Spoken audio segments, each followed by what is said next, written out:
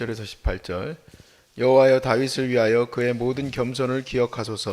그가 여호와께 맹세하며 야곱의 젖는 자에게 서원하기를 내가 내 장막집에 들어가지 아니하며 네 침상에 오르지 아니하고 내 눈으로 잠들게 하지 아니하며 내 눈꺼풀로 졸게 하지 아니하기를 여호와의 처소 곧 야곱의 전능자의 성막을 발견하기까지 하리라 하였나이다. 우리가 그것이 에브라다에 있다 함을 들었더니 나무밭에서 찾았도다.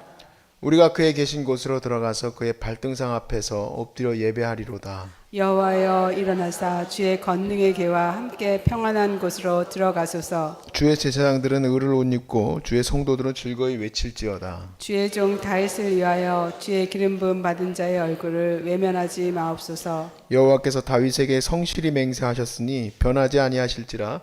이르시기를 내 몸의 소생을 내 왕위에 둘지라. 내 자손이 내 언약과 그들에게 교훈하는 내 증거를 지킬진대 그들의 후손도 영원히 내 왕위에 앉으리라 하셨도다. 여호와께서 시온을 택하시고 자기 거처를 삼고자 하여 이르시기를 이는 내가 영원히 쉴 곳이라. 내가 여기 거주할 것은 이를 원하였음이로다. 내가 이 성의 식료품에 풍족히 부옥을 주고 떡으로 그 빈민을 만족하게 하리로다. 내가 그 제사장들에게 구원을 옷 입히리니 그 성도들은 즐거이 외칠지로다. 내가 거기서 다윗에게 뿔이 나게 할 것이라. 내가 내 기름 부은 자를 위하여 등을 준비하였도다. 내가 그의 원수에게는 수치를 옷 입히고 그에게는 왕관이 빛나게 하리라 하셨도다. 아멘. 아멘. 어제까지 몸이 좀 피곤했어요. 안 하던 일을 괜히 해서 그런지 별것도 안 했는데도 몸이 좀 피곤하더니만 오늘은 좀 마음이 많이 피곤해요. 이 목요일부터 이어지는 시간이 되게 타이트합니다. 생각보다. 그래서 목요일 날 이제 집회가 끝나고 짜내는 거죠, 몸을. 뭐 쥐어 짜는 거예요. 쥐어 짜가지고 영상 편집을 하고 그리고 이제 금요일 날은 이제 설교를 3편을 준비를 합니다. 왜냐면 이제 금요일 날 2편을 하고 원래 그리고 주일 날 설교를 오늘 짜놔야 토요일 날 이렇게 조금 말씀 성경 공부를 여러분들하고는 안 하지만 서울역 센터에 있는 분들하고 해야 되기 때문에 설교 준비보다 사실 성경 공부 준비가 더 오래 걸려요. 그래가지고 이제 그렇게 해야 좀 나름대로 조금 내가 편한지는 잘 모르겠는데 아무튼 그래요. 근데 이제 오늘은 좀 쉬고 싶은 거예요, 마음이. 진짜 하루 쉬고 싶다. 그래서 우리 진실자매 이제 데리고 올라오면서 이제 아침에는 또 우리 스태프들 픽업하러 나가야 되잖아요. 나가서 이제 데리고 올라오는데 야, 나도 하루 쉬고 싶다 그랬어요. 어제 이제 진실이가 하루 쉬었거든요. 엊그저께구나. 그랬더니 특유의 그 목소리로 그렇게 웃으시더라고요. 제가 그러면서 그냥 마음속에 이렇게 팔각정으로부터 이렇게 쭉 올라오는데 거기 이제 중간에 있는 다리 있는 데가 거긴데 솔직히 제가 그렇게 기도를 했어요. 하나님, 이런 거 왜 해야 되죠? 그냥 그랬어요. 바로 이제 마음에 주셨죠. 바로 마음에 주신 이유는 이제 제 처음의 사명이기도 하죠. 중학교 때부터의 사명이기도 해요. 예배자. 너는 예배하게 하려고 세워놓은 종 아니냐. 예배자예요, 저는. 그래서 목사 갈 일이 뭡니까? 설교 열심히 준비하고 찬양 열심히 준비해서 예배하는 사람들이 예배할 수 있도록 하나님 맡기신 자녀가 예배할 수 있도록 하는 것이지. 사실 이제 제가 설교 준비가 새벽 4시에 시작이 돼야 돼요. 그래야지 하루 일과가 딱 조금 여유가 있게 돌아가는데 오늘은 7시가 돼도 일어나기가 싫은 거예요. 너무 일어나기 싫어서 결국에는 아침녘에 이제 다시 이제 준비를 해야 되는데 그런 마음을 가지고 딱 32편을 보는데 제가 회개를 안 할 수가 없더라고요. 예배자의 기쁨과 예배자의 소망 또 사명자의 소망들이 여기 다 담겨 있더라고요. 1절에 있는 내용을 보면서 이 안에 모든 것이 다 들어있다 생각이 들었어요. 여호와여 다윗을 위하여 그의 모든 겸손을 기억하소서. 그의 모든 겸손을 기억하소서. 이게 이제 시가 처음 그 132편 위에도 써 있지만 거기 계속 그런 말씀입니다만은 성전에 올라갈 때 부르는 찬양들이에요. 성전이 그들이 이제 기뻐하면서 이제 드리는 예배의 자리죠. 여러분들은 올라가는 게 아니고 내려오죠. 엘리베이터를 타고 내려오는데 그 초소 예루살렘 성전으로 올라갈 때 예루살렘의 성전이 어떻게 있을 수 있었냐는 얘기예요. 다윗의 겸손함에서 그런 것이 있을 수 있게 되었다. 그러니까 다윗의 겸손을 찬양을 하는데 좀 과장되다고 제가 생각을 했어요. 어찌됐든 이거는 이스라엘 백성들이 다윗 왕을 사모하고 다윗 왕이 참 귀하다 생각을 하니까 과장시킨 건 아닌가. 어떻게 응? 잠도 안 자고 여호와의 궤를 찾으러 다니고 이런 뭐 잠을 어떻게 안 자나. 그러면서 이제 제가 이 말씀을 묵상을 하는데 2절부터 5절 말씀에 그가 왜 겸손한지 겸손하다고 회자했는지 이렇게 써놨어요. 그가 여호와께 맹세하며 야곱의 전능자에게 서원하기를 내가 내 장막집에 들어가지 아니하며 내 침상에 오르지 아니하고 내 눈으로 잠들게 하지 아니하며 내 눈곱불로 졸게 하지 아니하기를 여호와의 초소 곧 야곱의 전능자의 성막을 발견하기까지 내가 하겠다. 그걸 우리가 솔직히 역사서에서 보면은 다윗이 막 이렇게 막 서원해 가면서 발견하는 게 아니죠. 어차피 아비멜렉은 유다 지파예요. 유다 지파였던 다윗이 아비멜렉 집에 하나님의 장막이 있는 걸 모르겠습니까? 근데 이게 하나님의 성령이 내 마음에 감동을 주시는 게 그거보다 더하면 더했지 덜하지는 않았다 그러는 거예요. 내 종 다윗이 그거보다 더하면 더했지. 하긴 이건 시적 표현이니까 아비멜렉의 집에서 하나님의 언약궤를 실어왔지만 그것이 숲속에 있었다.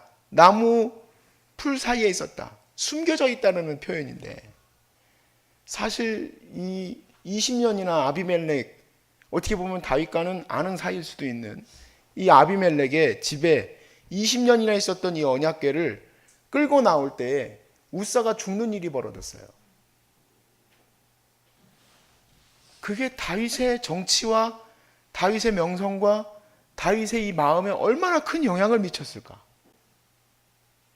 우리는 그냥 지나가는 한 시간 한 시간 하나에도 마음에 많은 일들이 벌어지는데 내 일로 인하여 사람이 죽었다고 하면 얼마나 많이 마음이 힘들었을까? 그러니까 그 애가 얼마나 하나님의 이 언약궤를 실어 나오려고 노력을 했던가? 정말 이것이 과장되지 않구나. 그가 장막에 눕는 일을 안 했다는 얘기는 아니지만 그 정도의 헌신과 섬김이 다윗의 마음에 있었음을 저는 느끼게 돼요. 여러분들 느끼시죠? 그냥 그렇게 편안하게 이 상황이 마무리가 되어지고 언약궤가 이스라엘의 예루살렘 성전으로 들어오게 되는 게 아니에요. 그러니까 내 사명은 언약궤를 들고 가는 종에 불과한 거예요.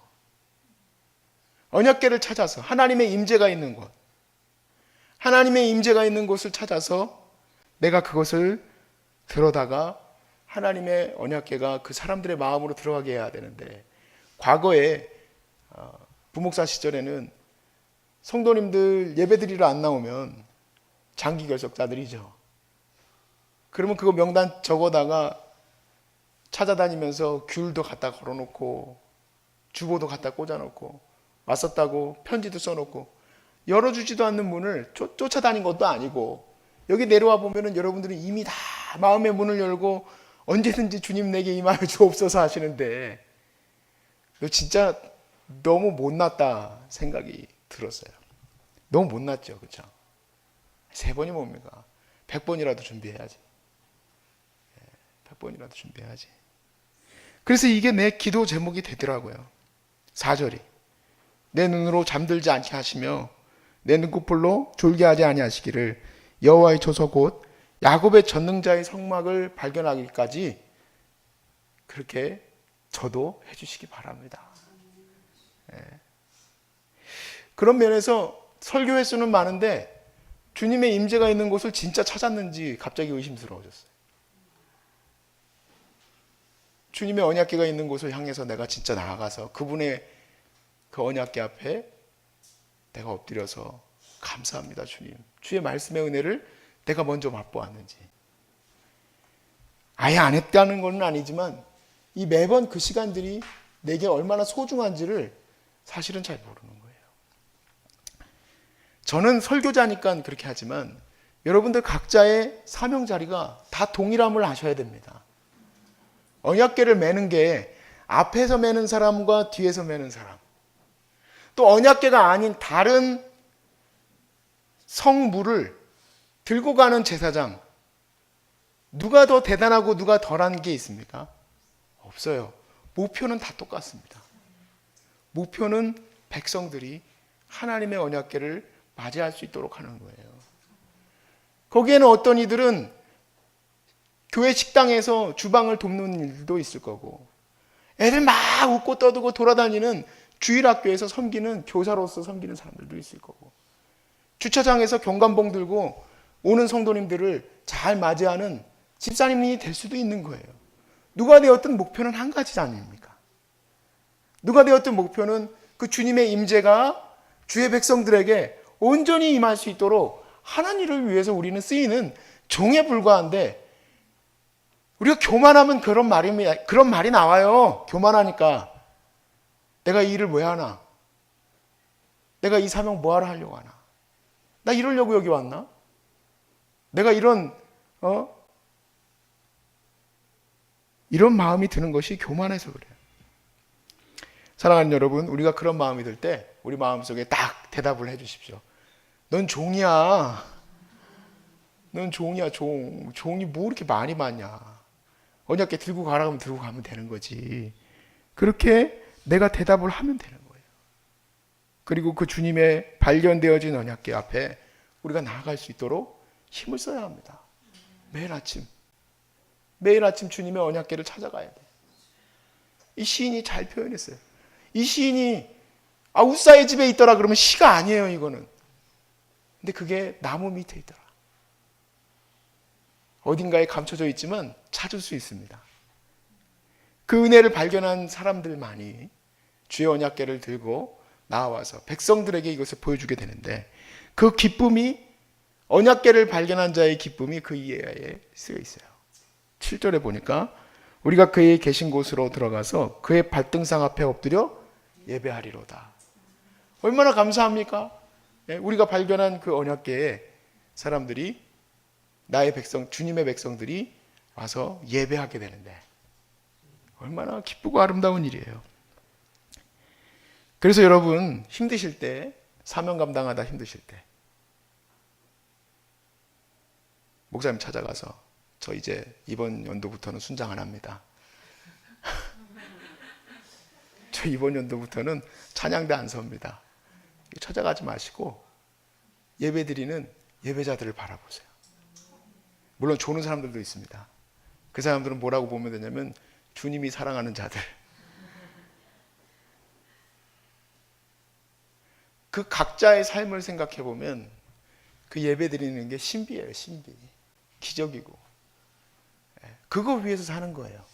그거 위해서 사명을 감당하는 거고,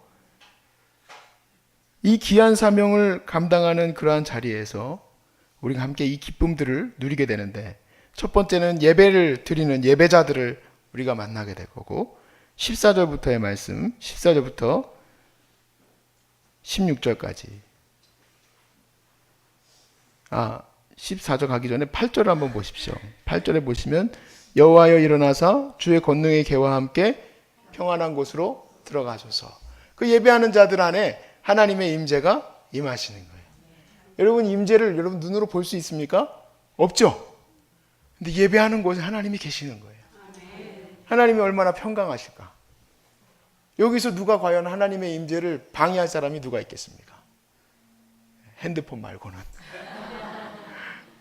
핸드폰은 왜냐면 같이 예배 드리지 않으니까 몰라요. 지금 뭐 하려고 예배를 방해하는지도 모르죠. 자, 14절부터 16절에는 또 이것이 더 넓어집니다. 이는 내가 영원히 쉴 곳이라. 내가 여기 거주할 것은 이를 원하였음이로다. 내가 이 성의 신욕품에 풍족히 복을 주고 떡으로 그 빈민을 만족하게 하리로다. 내가 그 제사장들에게 구원을 옷 입히리니 그 성도들은 즐거이 외치리로다. 와, 주님의 임재하심과 또 가난하고 어려운 자들에게까지 우리에게 주신 복이 넘쳐 흘러서 다 채워지고 세상들에게 구원의 옷을 입히셔서 많은 이들이 구원받게 되는 놀라운 역사 현장을 여러분이 눈으로 목격하세요. 그래서 여러분 새신자 누구 하는지 이제 제가 말하는 건 우리 소중한 사람들은 참 복돼요. 왜냐하면 제가 잘 섬겨놓고 나면 다 가잖아요. 그러니까 저는 섬김받을 기회가 없어요. 항상 저는 종으로 살 수 있으니까 감사해요. 그렇게 살면 돼요. 근데 이제 여러분은 이제 돌아가시고 나면 교회에서 새 가족 들어오면은 아이고 이 사람 참 되게 못생겼다. 이 사람 참 예쁘다. 그거 구경하지 마시고 구원의 역사가 일어나는 것을 감사하시길 바랍니다. 구원의 역사. 정말 이 어려운 시대에 구원받는 자들이 그렇게 들어온다는 것이 정말 놀라운 일이에요. 놀라운 일이에요. 그 다음 그리스도인들이 가장 기대하는 거예요. 그리스도인이라면은 예배 자리에서 가장 고대하는 거. 그게 뭘까? 17절부터 18절에 있어요. 내가 거기서 다윗에게 뿔이 나게 할 것이라. 내가 내 기름 부은 반자를 위하여 등을 준비하였도다. 내가 그의 원수에게는 수치를 옷 입히고 그에게는 왕관이 빛나게 하리라 하셨도다. 내가 거기에서 하나님의 언약궤를 찾으러 갔던 그 수고로움, 내 눈꺼풀을 안 감기게 해주십시오. 주님, 내가 내 장막에 들어가서 편히 안 자겠습니다. 그 언약궤를 찾는 수고로움이 이렇게까지 이어지는데 바로 거기에서 우리 주 예수 그리스도가 영원한 영광과 영원한 임재하심을 받게 될 줄로 믿습니다. 영원한 왕관, 영원한 통치, 그분이 받으시는 거예요. 그러므로 오늘 이 말씀을 대할 때 저는 회개하는 거예요. 회개. 그리고 우리는 다 각자에게 맡겨주신 서명지에서 그 가시덤불 내 마음속 어딘가에 숨겨져 계신 그 언약궤를 매일 찾으러 나가야 합니다. 그것의 본질은 무엇이고 또 그리고 우리가 그렇게 찾아갔던 그 시간들이 내 교만으로 가려지지 아니하고 여러분들의 겸손함을 많은 이들이 열매로 먹을 수 있도록 여러분들이 쓰이기를 주의 이름으로 축복합니다. 정말 그렇게 되기를 바라요.